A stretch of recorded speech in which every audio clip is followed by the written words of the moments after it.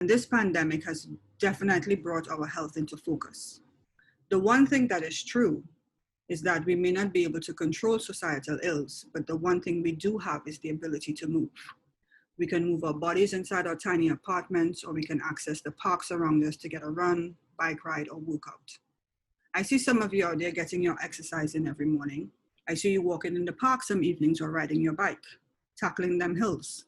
I see you getting down to Kukuwa mood boost in 15 minutes. Shout out to those African ladies on YouTube. But most of us are still missing the point. We are still taking our bodies and health for granted. And we all probably messed up during COVID-19. I've been an active person most of my life, but I found myself in the last few years being lazy about movement.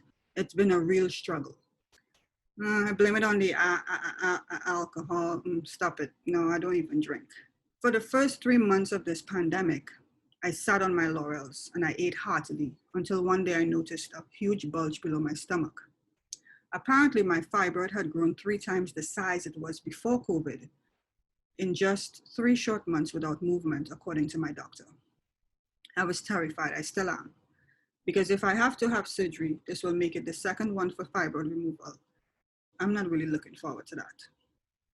Lack of movement was one of the major reasons he gave for my multiple issues up until July. COVID-19 has put my health into focus, as it probably has for a lot of you out there. In the last month, I got my butt off the couch and I feel so much better. I have a new revelation that positivity and self-care are synonymous, and I now incorporate things that I enjoy to achieve both and to ensure that I move every day. For this reason, I wanted to talk to Joycelyn Francis of JoyFit World.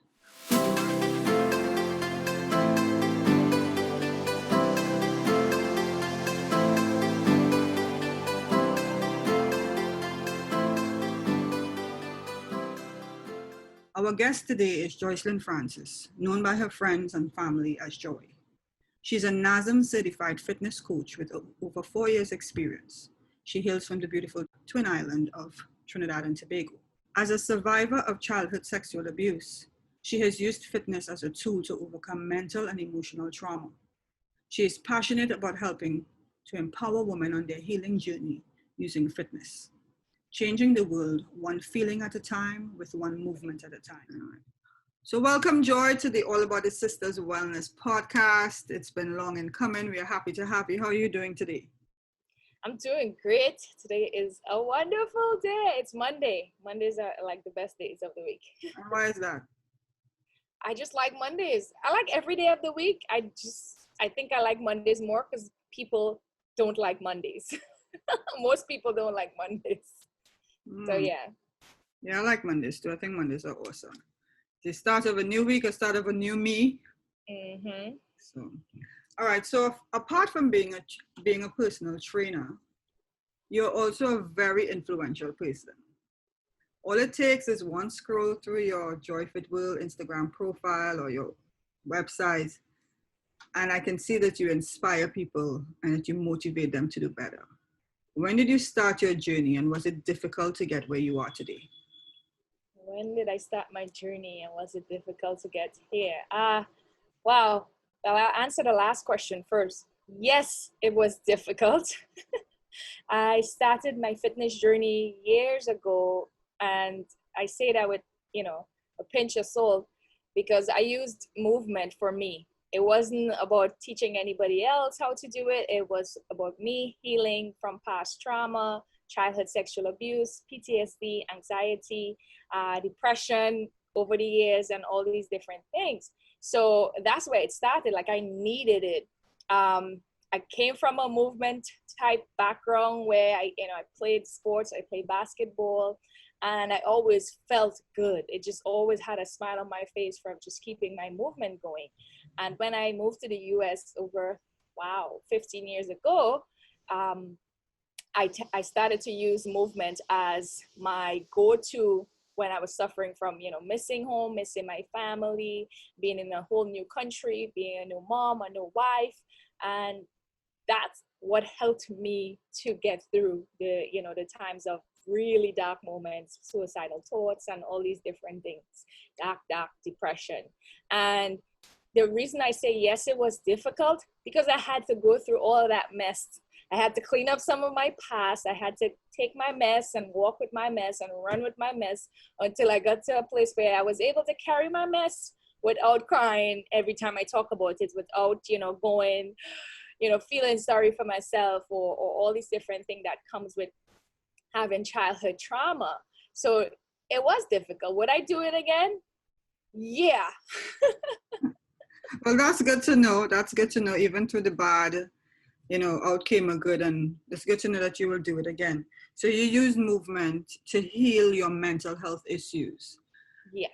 I know it's very difficult to stay motivated all the time, and we all have our bad moments once in a while, but I rarely ever see it in you. How do you maintain the positive side the majority of the time? Is it the movement that gives you this positivity? What is it? What's the secret sauce? The secret sauce, I mean, besides the movement, I just have this outlook on life. And sometimes I say the reason that I have that outlook is because I grew up dirt poor. I was telling a friend over the weekend, hey, I grew up dirt poor. And when they asked me, what does dirt poor mean? I say, we literally ate dirt sometimes. And they were like, what? You ate dirt? Yeah, dirt poor. Look, it's not even a joke. We did. The days when we were really, really hungry, that happened. It was a little bit. It wasn't too much. But, staying motivated for me, it's movement. Everything in my life surrounds my movement, because my movement is what keeps me sane.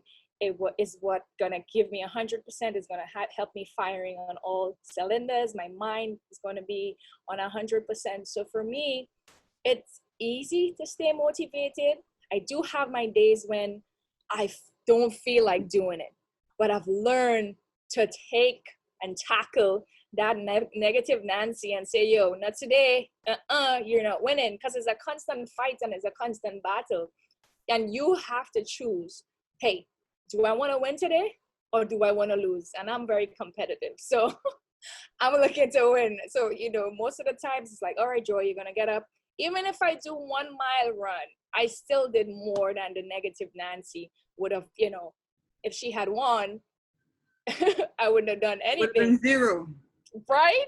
I still got one in, like at least a 10-15 minute walk. So that's what it is for me. I think, when people say motivation or staying motivated is hard, it's because they don't have a deeper why. And we probably hear this all the time, a deeper why. Like, why are you doing this? Are you doing this for a summer buddy? Yeah, the motivation is not going to come all the time. Are you doing this for some quick fix thing? You want to look good for a wedding? Yeah, you're going to feel like, don't want to do it, but there's a deeper reason. You want to feel good. How does it make you feel mentally, spiritually, emotionally?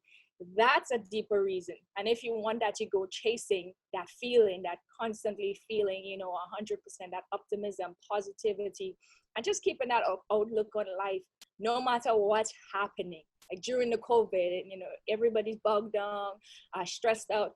And just keeping the movement in, you can be how stressed and lose a job or whatever it may be. And just by moving, it's going to help you to deal with that situation a little better. You're not going to get into the slums or, depression. So I've been there. I usually say I've been to hell and I ain't going back. So that's what keeps me motivated. I ain't going back and down that rabbit hole. Wow, I get that. Sounds like dark places that you came from, but I'm happy that you keep that smile, because we love it. We love the smile.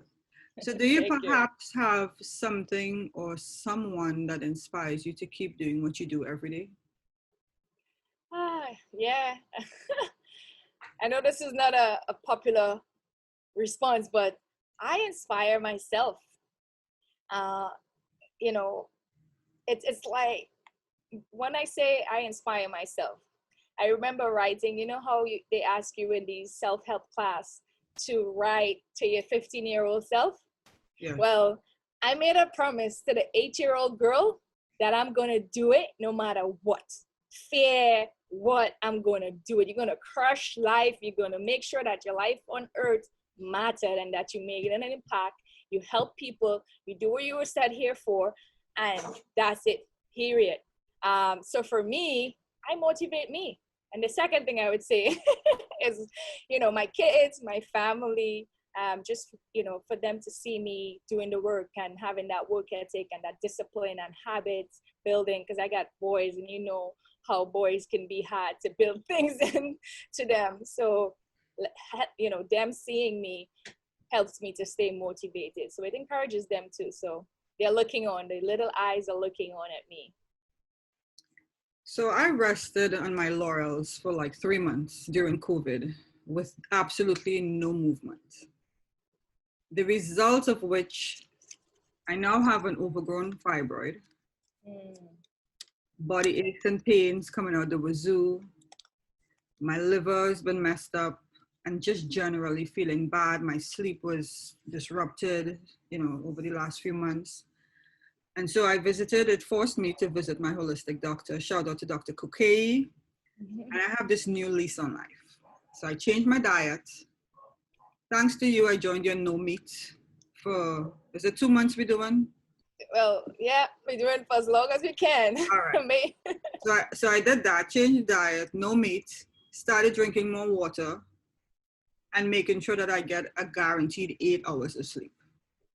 Awesome. It's so coincidental that my doctor recommended movement, which I'm making a conscious effort to do every day. Either walking, biking, stretching, of course, because I know that's what you would recommend. Can you talk about why movement, along with these other practices, are important for our bodies, especially as we get older?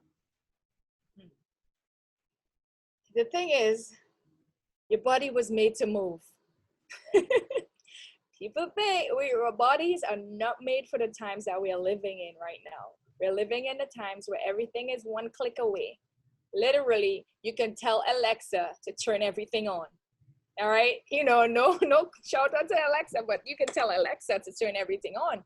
Back in the days, we had to walk to fill up a water. We had to walk to everything. We had to walk to the garden if you had gardens growing up. Everything we had to do, and our bodies. You probably wonder why our parents stay in some good shape, or great grandparents, because they were moving a lot. So movement is important, period, because you were made to move. If you're in the hospital, say somebody in a coma, and they spend, say, 2 months in a coma. When they come out of that coma, guess what's gonna happen? They lose so much muscle mass. They literally have to learn to walk again. They have to learn to move again, different things. It's like teaching a kid again. And that's scary because they weren't moving. I mean, because they had some type of health thing. Us in our regular life, we are not in a coma, but guess what? We ain't moving. We sit down watching all the streaming TV and we're not moving. So guess what happens to us? We're getting obese. We're getting all these different things that, come about with that, diabetes, high blood pressure, all these different things because we are not moving our bodies. Movement is important, period.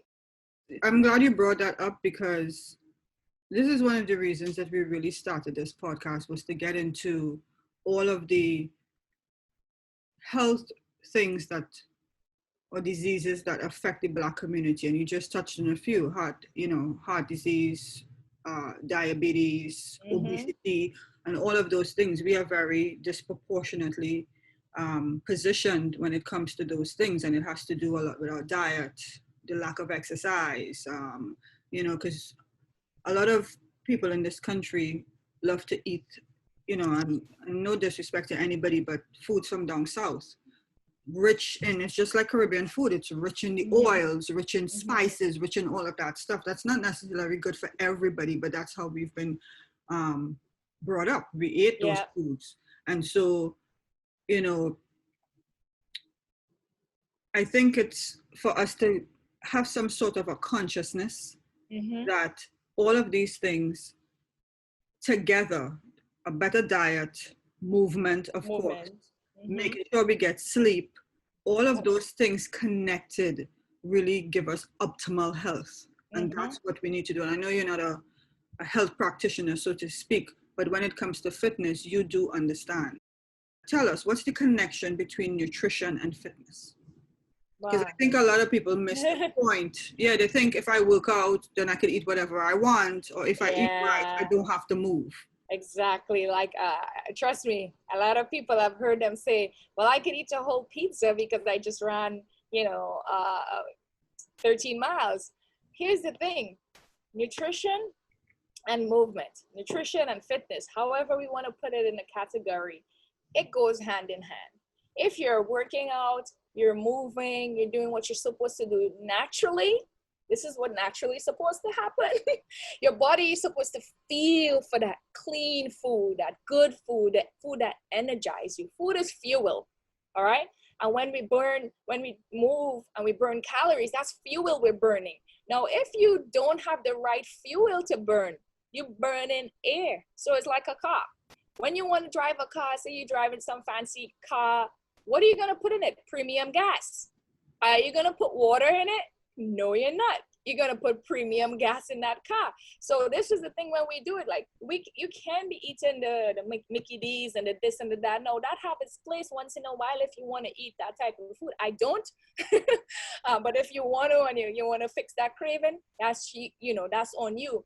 But a lot of the times what happens is that craving for that salt, that craving for that hamburger is your body telling you you're lacking something.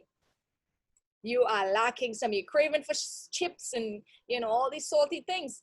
Iodine, you're craving for a big fat double whopper, whatever. Protein, your body not having enough protein. A lot of different things. And as you said before, being intentional about getting to know your body, you would understand that fitness and nutrition, it goes hand in hand. You can't just, oh, well, I'm cranking out workouts every day, I could eat whatever I want. No. And I know a lot of people on the internet, I mean, a lot of Instagram and internet trainers that do say, hey, I could eat donuts all the time. Listen, if your genetics are that you're naturally athletically built, you can eat whatever you want and you may never put weight on. And you have people thinking, oh, you could do the same. But no, what if my genetics is more of a stocky type of genetics where if I just blow on a bread, I put weight on, like if I just look at the bread too funny, I'm putting the weight on. That would be different. me. That would be me. That's the thing. We have to understand genetics, biochemistry. It's just so much of the science, and one of those trainers who really love the science of it. So that's what sets me apart. If you probably weren't going to ask me that question, but that's what set me apart. I really like the science of it. And when you get to understand the science, nutrition, fitness, and you put the two, it's like a couple. You marry it. It just doesn't go, oh, over here I'm just doing this, and over here I'm just doing it. It marries itself. You made an excellent analogy about if you are driving a premium car, you wouldn't put water in it, you'll put premium oil in it. You wouldn't even put the regular oil, you'd go in all the way to the top. And it's just the same with our bodies. And so I have this new revelation after my body started feeling balanced again. I have to say it's only been a month, but with the right supplements, I had an iron deficiency as well. So with the right supplements, I'm starting to feel very balanced again. And I realized that positivity and self-care are synonymous. And I also incorporate things that I enjoy just to achieve both of them, to keep that balance. Do you agree with this? And would you recommend? Yes. Positivity and self-care. I know self-care has become this word that, everything is a fad, but self-care is not a fad. You should be practicing self-care every day, period, no matter what. And self-care in what you eat, what you're, drinking, how your body moves, it all goes hand in hand. Your mindset. This is the biggest thing in fitness. If your mind is not right, guess what's going to happen? You're going to go back to old habits, old pattern of thinking, renewing your mind each time, literally every day. That's what it is. The question you asked me earlier about being motivated is every day I get up, I'm renewing my mind. I'm like, all right, Joy, I literally have a little note on my bedside saying, hey, Joy, this is Joy. Meet Joy. You're going to go out and conquer the world today. Like, it might sound silly, but it helps to keep me pumped because the world is going to throw punches at you no matter what. So the thing that you can control is your self-care. The thing that you can control is what you put in your body. The thing that you can control is moving. So if I could control those, they could throw their punches how much they want. I'm going to have this going and I'm going to stay healthy. Because guess what? If you're not positive, if you're not, I mean, not talking about false positivity where a situation, the house is on fire and you're like, oh, there's fireworks going on. No, you're not doing that. We're talking about that type of positivity. We're talking about just gratitude, being grateful, just sharing a smile with somebody and not just, honing down on, oh, all of this is my problems, 99 problems, and I'm walking around at the world pissed off. Nothing's going to change for you if that's the way you're walking around. Nothing's going to change. Your body, too, internalizes that and gets sick. So you don't want negativity. It feeds off of that cancer cells, high blood pressure. All of these things feed off of negative thinking, negative programming, negative thoughts. So it's interconnected. If I put good stuff in my body and I move and I feel balanced that way, it exudes the positivity. But also I have to look at what I'm putting into allowing into my psyche in order to send the message, so that it doesn't send a negative message back to my body. Yep. Totally get it. Your mission at Joyfit World is one movement at a time. How can people introduce fitness into their lives for the long term? Wow.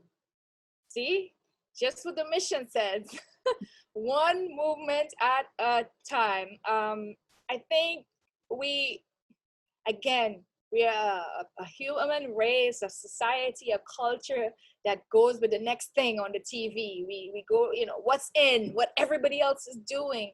And one movement at a time is for you. It's just for you. One day at a time, you get up, you walk 10 miles. Sorry, not 10 miles, 10 minutes. The next day you walk 15. You keep adding to it. It's better, way better than getting up and saying, nah, I can't really run 30 minutes today. I don't have the time.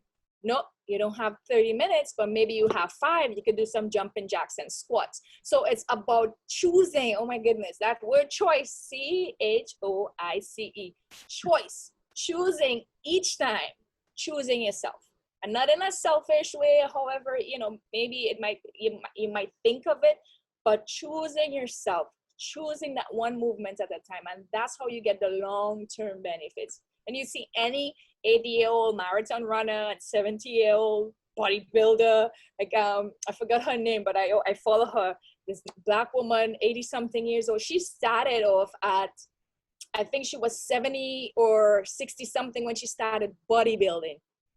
Old lady. She didn't say, I'm too old for this. You know what I mean? Again, thought process. What are you talking to yourself? What are you saying to yourself? She didn't say, I'm too old to bodybuild. No way. She's bodybuilding and she is training young people now. Young people. I think she has her own gym, but she's a trainer and training young people. So one movement at a time is your choice. You do it every day for the rest of your life and you will be good. If you don't use it, you'll lose it. That's funny. What do you find are people's top concerns with staying fit? People's top concern is time. One of the top concerns is time. Do I have the time to do the thing that I want to do? Their barrier, so I'll switch the question a little bit. What are people's top barrier is their mindset. That's the barrier, the mindset. Because you get the mind right, you're crossing barriers and hurdles. You're going to get it done. You're going to wake up extra early if you need to. I remember the days when I have to drop the kids to school before COVID. I would get up early, get my workout in. By the time they wake up, I already worked out, pray, meditate, got some stuff done. My day already started before they even get off the bed. So it's just about planning and putting in place some type of system or process to get there. What advice do you give in terms of that process? So, this is a good one. So I'm currently reading the book Atomic Habits, right? I've read it before, but I'm reading it again because my book club is reading it. I have a book club that, a bunch of wonderful ladies are part of, and we meet every quarter. So I'm listening to it again, and he's talking about habits, and I'm saying to myself, wow, Joy, this is how you built this habit of, just continuously exercising. And he said, when you set a goal, it's not about the goal, it's about the process. So when my clients come to me and they ask me, well, Joy, I want to lose 20 pounds in 30 days. I say, okay. So after the 30 days, what's going to happen? I want to know what happens next. So after you work with me for 3 months to 6 months, what's going to happen next? How are you going to sustain this lifestyle? And just for instance, today I was having a consultation and I was telling the client, I said, listen, the way I work is whatever I teach you, whatever we do, you're going to be able to do it on your own. But guess what? The power lies within you to choose that. Because I don't want to have, okay, well, you work out, you train with me, you do whatever, and then 2 years down the road, you looking, you're 300-400 pounds bigger than you were because you didn't choose right. And this is why I don't do any quick fix anything. I am not into the quick fix business, because when we do one day at a time, one food swap at a time, one unhealthy snack swap at a time, it plays in your mind to, guess what? We're doing a whole new retraining. It's like a child. We're retraining the mind to do new things. We're retraining the mind to do new habits. We're retraining the mind to think differently, to do different things when we wake up in the morning. And it's all about training. So that's the process. New system, find that system and whatever works. Whether it's if you need to go to bed at 10 a.m. every night, go to bed at 10 p.m. every night. If you need to wake up at 6 a.m. to get it done, wake up at 6 a.m. every day. It's going to build that train, the wheels going to start to roll, and everything's falling into place. So you must have that plan, that plan, process, or system, however you want to call it. It works. Well, I know it works because my circadian rhythms have been so on point, because during COVID, we had nothing to do. So I was going to bed pretty early, but I would get up. My eyes would literally open at 6 a.m. every single morning. And that's been the cycle for me. And although disrupted, because we have anxiety, we have a little bit of depression during the time, I realized that I have a specific circadian rhythm. And I think if people, just as an extra piece of advice for those that are listening, if you pay attention to what that is, what your particular circadian rhythm is, you would realize that you do have one. Everybody has we've been doing this in our family since we were kids. We were getting up before the break of dawn and going to bed very early. And so that cycle has really much continued during our lives, but we preempt that cycle with working late or watching television late or going to hang out late. Those kinds of things disrupt our natural circadian rhythm. We like to give away stuff on this podcast, share some kind of piece of free advice or give a tip or something. Can you share with us what your typical daily diet consists of? And if there is someone who's listening who's trying to pull back on the foods they're eating, just to take that first one step to start a good habit, what would that be? Okay, when it comes to your nutrition, it's easier than we make it sound. You have to think, when you're gonna put this donut in your mouth, or when you're gonna put I just don't know why donuts in my mind today, donut, muffin, or whatever it may be, is like, is this donut gonna fuel me the way I want to be fueled today? Or is it filling a void of a feeling that I'm trying to get away from? Because we emotionally eat, all right? The statistics recently is 1/3 of the world's population is dying from overeating, all right? We don't need it. So when you wake up at 6 a.m., you do not need a donut at 6 in the morning, right? You do not need a donut. You can drink a hot cup of whatever tea you like without the sugar and milk. Or maybe you like the sugar. So instead of putting 2 spoons of sugar, put 1 spoon of sugar. Just these little tweaks, you're going to get your body used to, hey, oh, we get accustomed to this taste. We got accustomed to the 1 spoon of sugar instead of 2. Oh, we got accustomed to no creamer and all the fancy things they put in tea. And you get accustomed to not putting that in your tea. The thing is, I grew up drinking hot chocolate milk soaked down with sugar. For some reason, I always used to, puke after I drink it. That was the milk. I didn't realize I had a milk thing. And later now, I can't drink that. I'm not a hot chocolate fan. I drink green tea, no sugar, no milk, no nothing, not even honey. And I like it plain. But guess what? I wasn't always like that. Yeah, I drank green tea plain. I was like, oh, what is this? But it's about doing it every day. You take one small step. You wake up in the morning, you say, you know what, usually for breakfast, I have a muffin and something when I'm on work. You know what, today, let me grab the banana and apple from the work, the work breakfast station. Let me grab that instead. You ever realize when you go to any of these events or anything like that, the bananas and the apples are always there? they leave them back. And then all the muffins are done. Done. There's no muffin, there's no bagels, but the bananas and the apples, yeah, they leave it. Because, it's just habit, and it's just building another habit. So guess what? When you build that habit, you're gonna be the person taking the banana and apple instead of the muffin. You can make healthy muffins too. So, Well, you'll have to share that recipe with us at another time. So what do you eat every day? What's your daily diet consist of? I meal prep. I meal prep for most weeks. Most weeks I'm meal prepping on a Sunday or a Monday, because Monday is my admin day, I call it. But I try to meal prep on the Sunday. So Sunday or Monday I'll meal prep, and I'll make things like a zucchini squash noodles. Yeah, they call it zoodles. I love that. I fell in love with that. And carrot noodles. I'll do quinoa. Quinoa is one of my favorite foods because it has all 8 or 9 amino acids in it. It's one of the foods that has all complete protein. So that's one of the foods I really like. And you can I know that for sure, because every time we have a family, all I make is quinoa. is gonna bring some quinoa. Well, I and the thing is, I boil some, just 1 cup. 1 cup I boil. Literally, I boiled this weekend 1 cup, and I didn't make anything from it. I boiled it in some turmeric.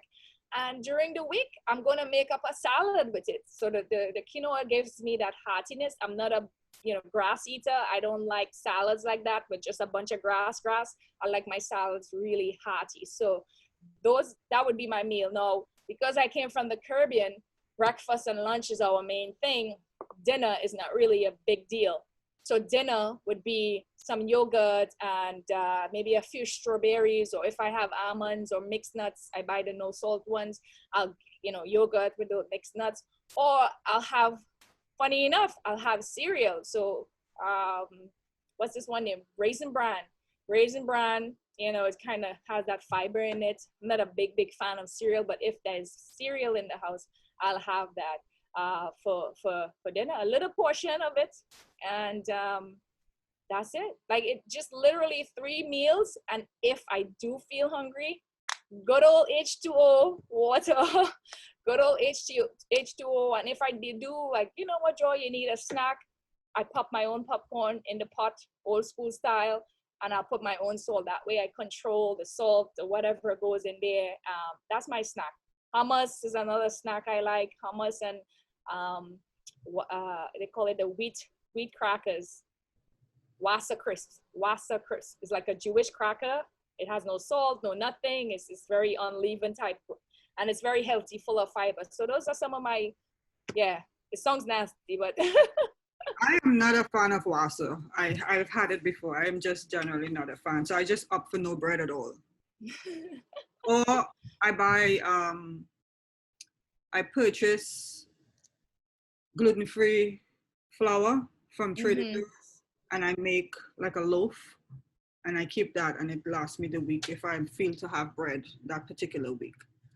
But we could go on. We will have to have you back on here just to talk about the food part, because that's like a whole huge part. I think people don't really know, what are the choices they have when it comes to food. You don't have to be rich to eat healthy. Yes. Yours is an excellent option for finding low cost, healthy food. They have a lot of snacks, but But you can choose the healthy options when you go there. yeah, And your bill is not going to be exorbitant as compared to def Whole Foods. As compared. yeah, definitely. I'm going to actually.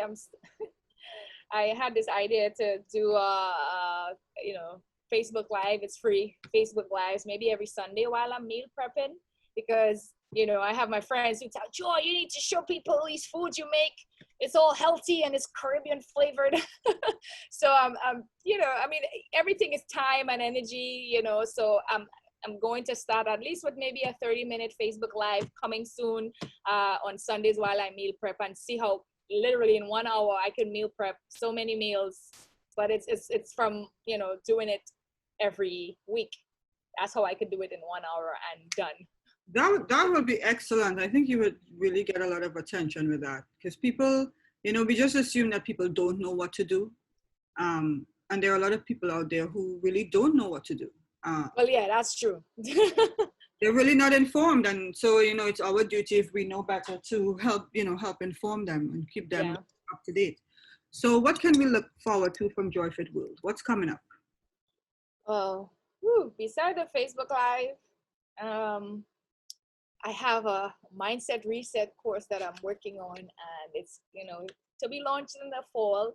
Reason why I say mindset reset, a lot of times we focus on the fitness and nutrition and people don't get results. And the number one, numero uno, whatever language you want to put it in, the number one thing is mindset. So and that's how I work with my clients. I always ask them how they feel. I have them write how they feel. I literally have them literally verbalize how I felt after this work, on how I felt before it. And it's just one of my things I used to do with the X Life program that also runs in the fall. It's the mindset reset chats every day where I had you doing something. So this course is going to be really mind blowing, but it's going to help you to get your mind right in order to get to your goals, even if you're working by yourself or working with a trainer. So you know, so far it's mindset reset. I don't know if I'm going to change the name.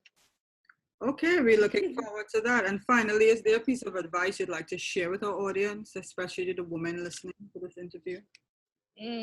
Women out there listening, one piece of advice I would say is that no matter what you do, all right, no matter how you do it, do not, and I repeat, do not give up on yourself.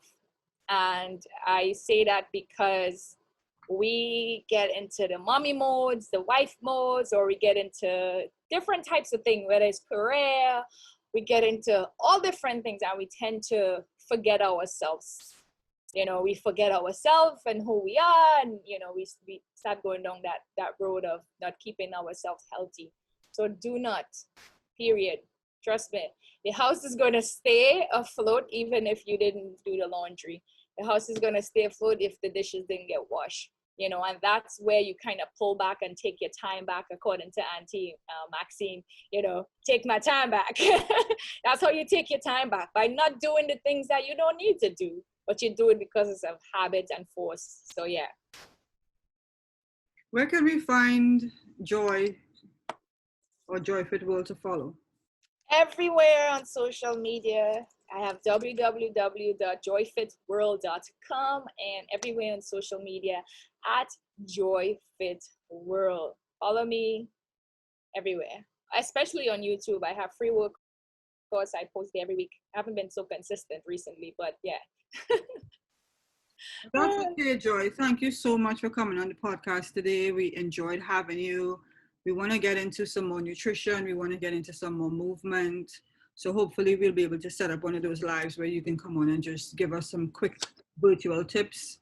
Guys, go check out Joy. She does virtual training, one-on-one group. She has a hot boot camp that's going on right now for the summer. And like she said, she's everywhere on social media. So go follow her. And you'll notice her by that smile. Thank you so much. Thank you, Mel, for having me. I'm Melanie Painter, and I thank you for listening.